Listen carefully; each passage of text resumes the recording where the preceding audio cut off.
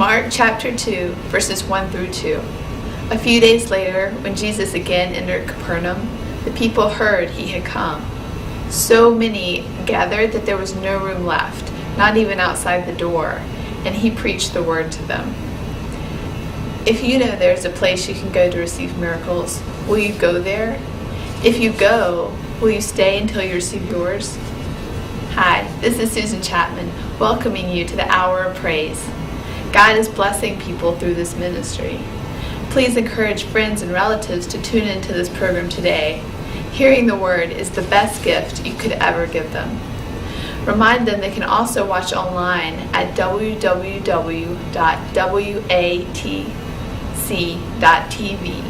Thanks for joining us today as we listen to what God has for us through Dr. Isola. Remain blessed. James chapter 5 verse 16, confess faults to one another and pray for one another, that you may be healed. The effectual fervent prayer of a righteous one avails much.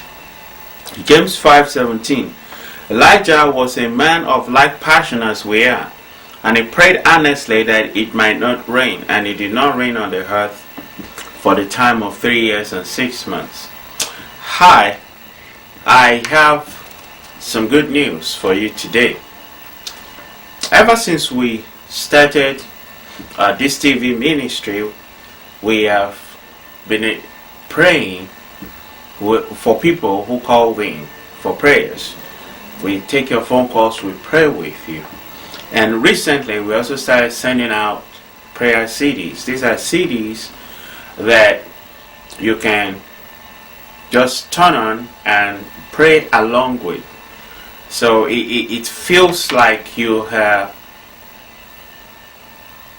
people inside the room praying along with you, and there is an anointing that goes along with that.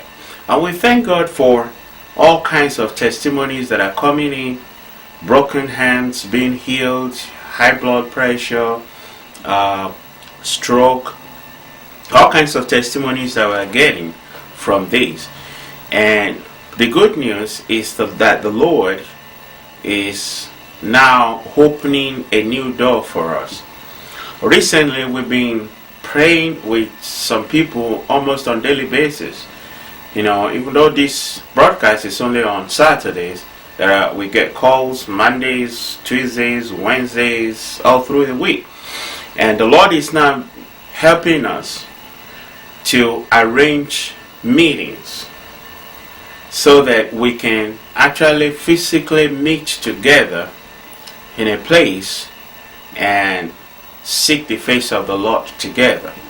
So by His grace, very soon we'll be able to tell you a place in Atlanta where you can meet us, possibly on a Saturday.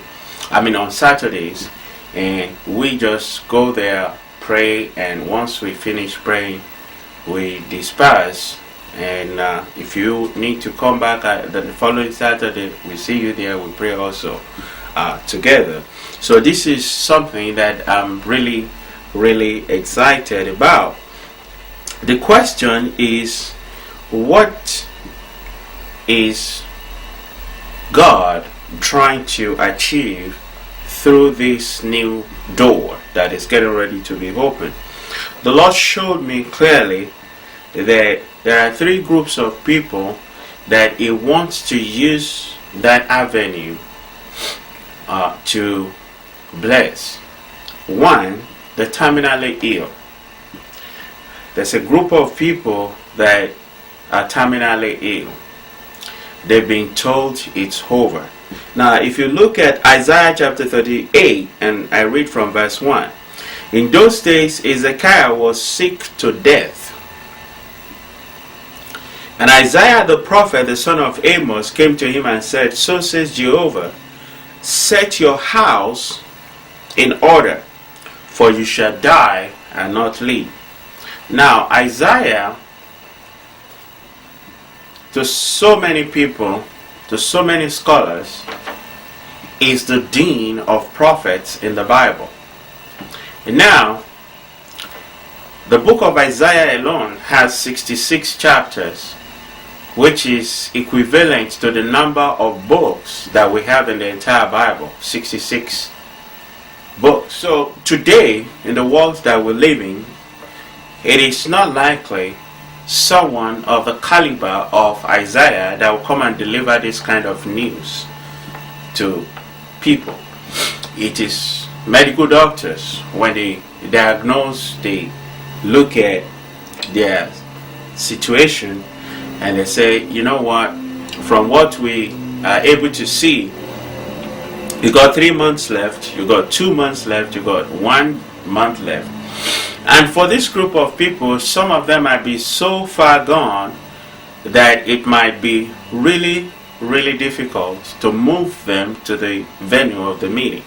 You can come there and you can come to the meeting on their behalf. If you're a family member, a relative of someone like that, and as we pray, you can stand in the place of that person. And I know I have seen situations where people were getting healed in faraway places just because somebody was praying for them in a different place. I have so many testimonies. I know time will not permit me to go into all those testimonies, but there are a few that I really feel I should share with you today.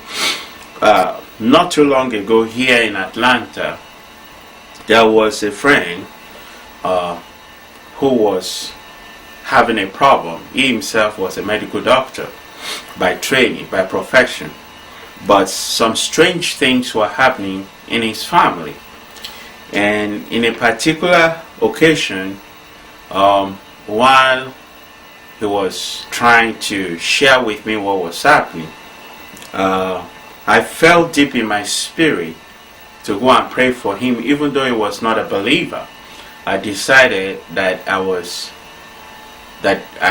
it was time to show him the love of Christ. One of the kids of this friend was like bleeding all through the night, through the nose. And even though he was a medical practitioner, he was a doctor himself, there was nothing he could do. And after trying medical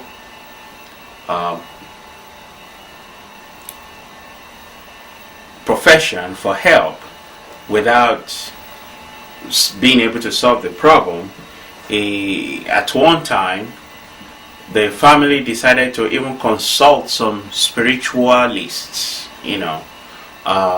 to try to see what they can do to heal this boy. But nothing was happening. In fact, one of them told him that even if you give him all the money in the world, he will not help that boy. And when he shared that with me, I knew what was happening.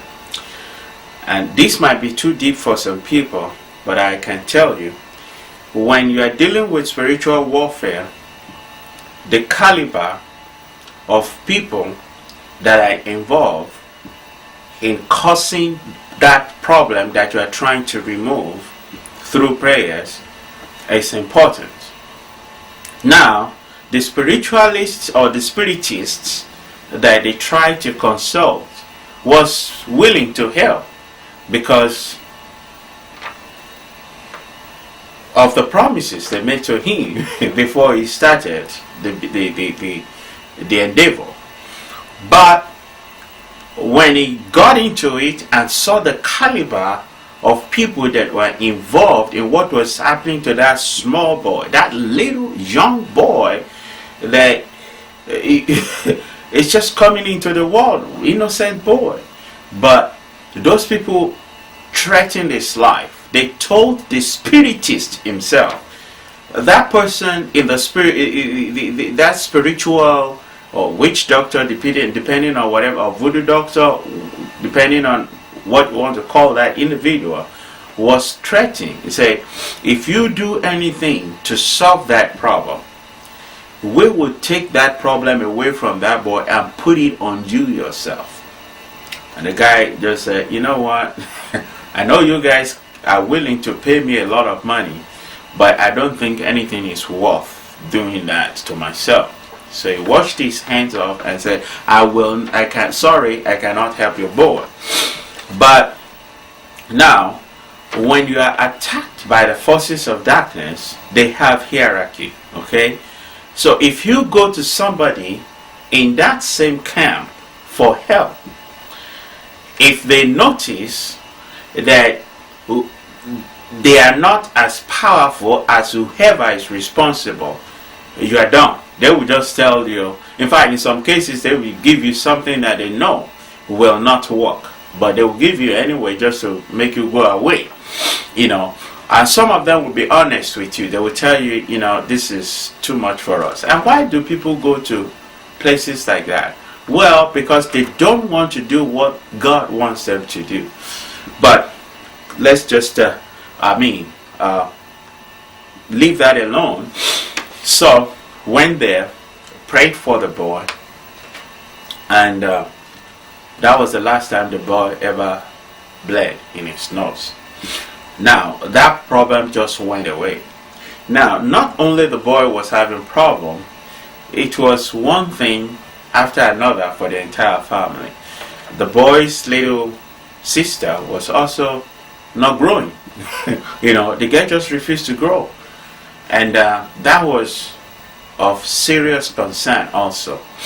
And I'm sharing this so you can know what God is doing here in Atlanta. I usually share testimonies of what God did in Hong Kong, what God did for people in California, in other places. But I just want you to know that the same God that did all those things in Africa, in China, in Hong Kong, is also working here in Atlanta. And you don't just want to miss your chance. Went to pray for the little girl. They went back to the hospital. By this time the little girl was getting close to 3 years old. She was not where she was supposed to be. Each time they take her back to the hospital, she was just at the same level. But after the prayers, the girl started improving.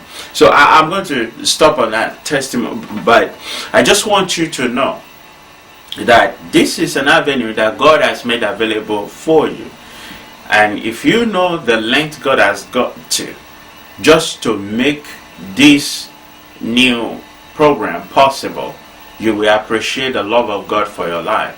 Now, why was I able to pray for that family with results, why the other people were not able to? Well, when you are dealing with Jesus, it is written concerning Jesus that there is no other name. He said, at the name of Jesus, every knee shall bow. At the name of Jesus, every single knee shall bow. You may not understand how big that single verse is, but if you deal with spiritual warfare, you will understand what I'm talking about. And the second testimony that I also want to share was about a lady in Hong Kong. This was in the hospital. This was a Chinese lady. She's been sick for so many years. So it's been one surgery after another. In fact, she spent more than 15 years going in and out of hospital. And one day I went with one of my assistant pastors when I was in Hong Kong. I went to the hospital. A family member invited us to go and pray for this lady. And when we got there that day, we asked, if it is okay for us to pray for her. And the family member said, no, because our situation was terrible.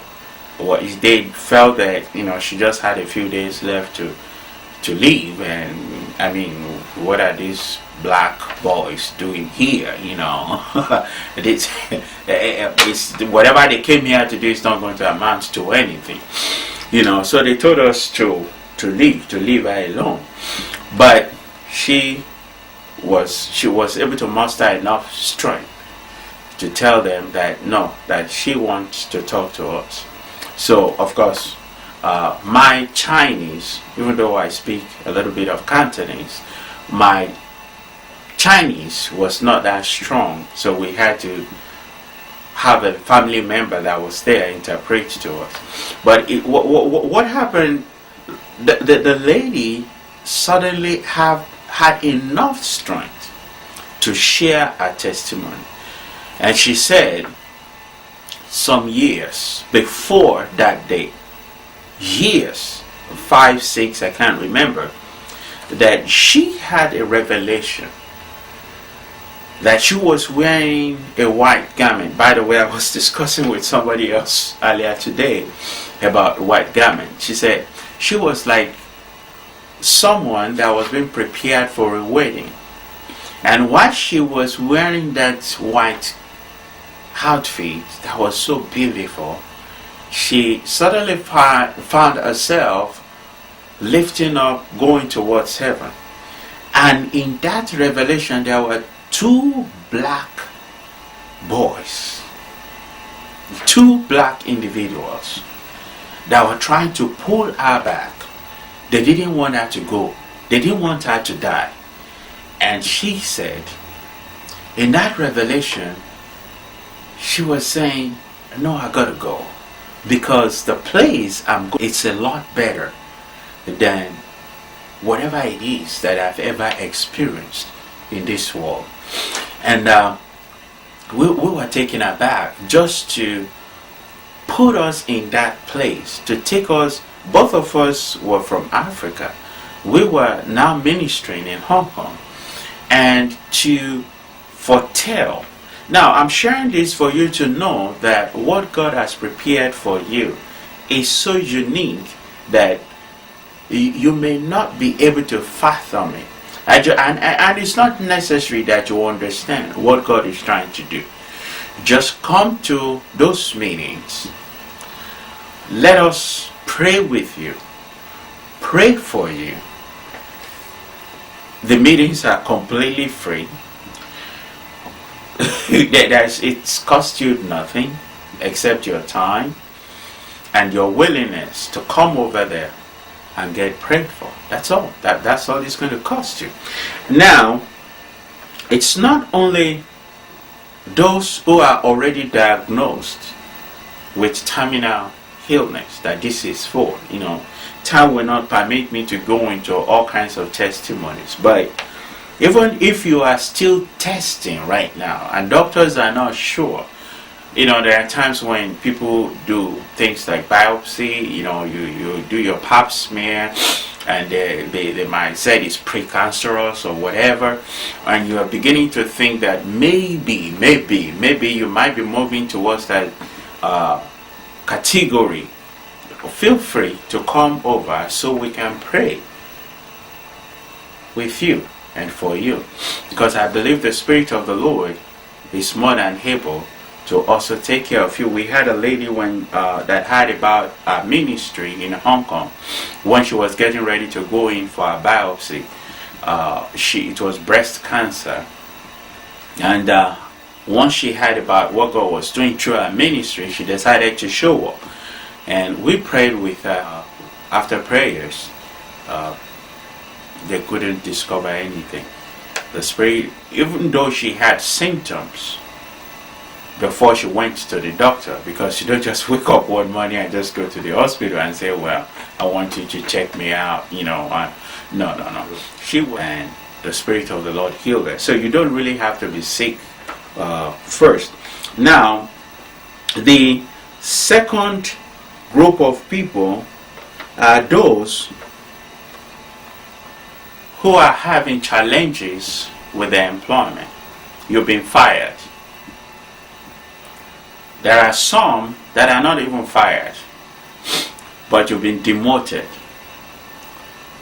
That meaning is for you also. Or salary reduction. The company could no longer pay you what they were paying you. The Lord showed me in a revelation that your table that they moved, they will move it back. Glory to God. That's restoration right there. Of course, because of time, I won't be able to go into details of testimonies of how people were restored, how people were promoted. In fact, personally, I've worked for company A and got paid really low. And when I moved to company B, God paid me so much that I was asking myself, okay, what's different now? Well, the only thing that was different was just the grace of God. God just decided to show me that promotion does not come from the east, it doesn't come from the west, it comes only from God. Because in Psalms, the Bible says it is God who promotes. He lifts some people up, and he can decide also to demote some people. So if the world has decided to demote you, you know it's not God that demoted you. Come over, let's pray with you. Let's pray for you. And you see what God is going to do for you. And finally, the third group is a group of people who just want to pray. You want to spend time in prayers. Not praying for yourself. You just want to pray for other people. You want to pray for your church. You want to pray for your country. You just want to pray. You just want to develop the ability to intercede for others. So if you want to discover the art of effective and effectual fervent praying, this is for you. So beyond what we can do for you in 5 minutes on the phone, or beyond what you can get through your interaction with that prayer CD that we're sending out free of charge, you now get to spend time with people who have anointing to pray. Thank you, and hopefully by this time of next week we will be able to make that announcement so you know where the venue is and be able to join us. Also, as our program will be moving from 5 p.m. to 3 p.m. I just want you to take this to heart. Today's passage of scripture, I'm coming from the book of Matthew, chapter 10. The reason why this chapter is so profound, because this is when Jesus sends out the 12, and they have their assignment to go and do what God has called them to do. I'm going to start chapter 10, verse 1. He called his 12 disciples to him and gave them authority to drive out evil spirits and to heal every disease and sickness. I'm reading from the New International Version, NIV. I am sending you out like sheep among wolves. Therefore, be as shrewd as snakes and innocent as doves. What assignment has God given you? One thing about assignments that are God ordained and God given, the assignments are very specific. He gives very detailed instructions as to what we are supposed to do. And when he gives us these instructions, he gives us these instructions knowing that we have given up everything else to follow these instructions. First, we must consider what are the things in the way for getting us as close to God as we possibly can get to. And sometimes we think these are things in the natural, but mainly these are things in the spirit. If you have an issue of pride that you're dealing with, is there an issue of selfishness? Is there an issue of self-rule where you think you can govern yourself? In the kingdom of God, no one governs himself because we have accepted Jesus Christ as Lord and Savior. Not just Savior, but Lord and Savior. And because we have accepted Jesus Christ as Lord and Savior, we realize he is Lord over our lives. It is Jesus through the Holy Spirit that guides us and keeps us through any and all experiences. The Holy Spirit that is inside of us directs our paths and lets us know when, where, how, and why we are doing what we are supposed to be doing. When Jesus named the 12 apostles, the first thing he gave them was authority. When authority is given to you, do you abuse the authority or do you use it for its God-ordained purpose? We have to understand that authority that is God-given is not to be misused. It's supposed to be used for the specific purpose that it's used for. It is not to run over anybody. It is not to be used for vainglory or our own self-motives, because that's selfishness. We are supposed to use the authority God gave us, just like Jesus said. There are certain places that we go. We go to where the lost sheep are. The lost sheep. Not sheep that already know their direction, where they're going, the lost sheep, because we are there to guide them. And as we go, we ought to preach a specific message. The kingdom of heaven is near. Are we really preaching the kingdom of heaven? It's not about your money coming. It's not about your bills being paid. It's not about those selfish things that we focus in on our existence, because the Word of God says to don't worry about those things. If you're serving Him, He's going to take care of them anyway. He says, go heal the sick, raise the dead, cleanse those who have leprosy, and drive out demons. Now, in order to do those things, we have to be spiritually free from our own personal issues. So if we have pride, self-rule, and selfishness in our lives, we need to get rid of those things as quickly as possible. There's a song called Use Me, Lord, Use Me, Lord, Use Me. Are we getting to the place where we can be used by God to do a specific work? To do that work that God has called us to do? Because He will not use us until we are ready in His sight. Not our sight, but His sight. It's funny, from personally speaking, I can share this with you. When I was asked to do this broadcast, I had to make sure that it was God asking me and not myself operating in vanity. I never thought, me personally, that I would be on TV preaching the gospel to anybody, or let alone saying anything to anybody about anything.